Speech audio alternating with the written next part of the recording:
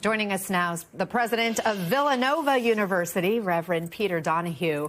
Father Donahue, boy, I'm sure any school with a big alumni who goes on to do great things is, a source of pride. But this is about as big as it gets. It's a big, yeah, it certainly is. How are you feeling this morning? I said to somebody yesterday, when you go onto the web pages and you look up colleges and universities, it's usually like, here's some famous alums. We couldn't get any more famous than this. So it's just an incredible honor for the school, for him, for the Augustinian community.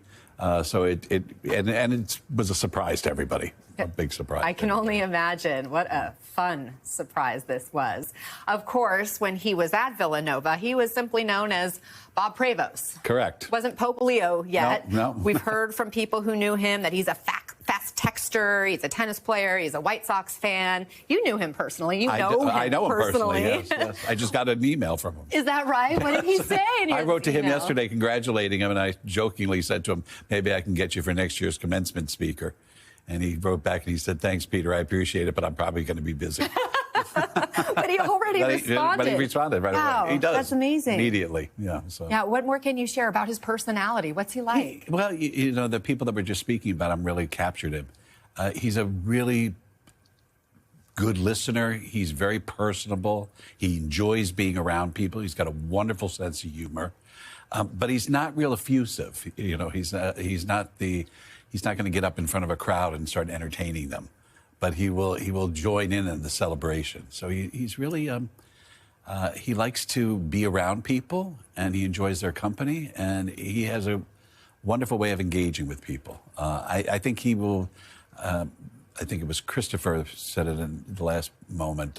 He's a really good listener, and I think that's what's going to be really important. Is that he listens. And even in the opening mass that he gave with the Cardinals, he spoke about building community. And that's a very Augustinian theme. And I think he will bring his Augustinian lifestyle and what he believes in to the papacy and really work to bring people together, draw people in.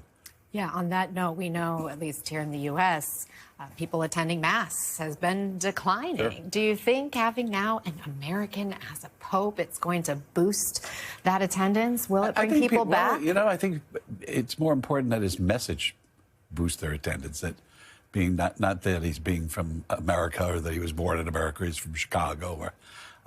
Because as has been said, he has not spent a whole lot of time doing ministry in the United States. His ministry has really been outside. True. It's been in Latin America. And he, as prior provincial of the Augustinians, which he did for 12 years, he traveled the world. And the prior of the international community is really a person that's constantly dealing with people's issues, people's problems, conflicts that are going on in different cultures. And he did that for 12 years, so he traveled the world. But I think that people will respond. I'm hoping people will respond well to his message and what he calls people to be. And that's what will ignite them to come back. I mean, his first message, his very first words after he was announced as Pope was, peace be with you. Yeah. And then he spoke about building bridges. Exactly. And opening dialogue. Yeah. How does that, I guess, inform his approach to the papacy? I think it will be what his papacy is about. I think he's going to work to build those bridges. I think he's going to be an individual. I know he's an individual that really wants to gather people together, draw people together. I can only go on the experience I've had with him over the years, but when he was prior provincial of the Augustinians, he was a person that went around the world really engaging us as a community in the work we do and how we respond to people's needs and calling us to live the life that we profess to live. So, it's practice what you preach, kind of thing. Literally. Yeah. Very, very literally. Of course, as a journalist, I'm thinking when I get an email from the new Pope, I'd immediately respond back with, oh my gosh, how are you feeling? What's going through your mind right now? Did you have any additional interaction with him? No. I'm sure he's been very, very busy. Yeah, no doubt. Yeah.